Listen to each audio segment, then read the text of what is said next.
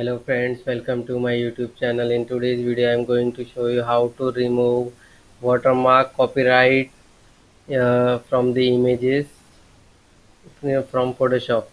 Let's get started. See, this is the image I have downloaded from net, but the client don't need this watermark here.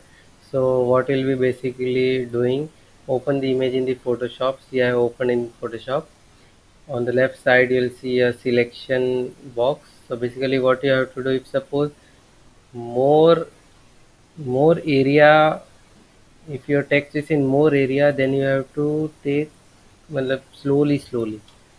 Okay, we'll see, click shift then F5. You'll see over here dialog box, content aware, and you have to take the setting to 100.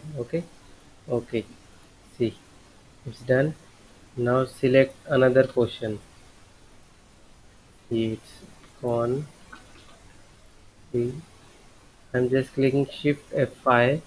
Okay, so basically what it does, it makes a rough patch near from nearby, and your watermark gets hidden. See, I'll be hiding this also.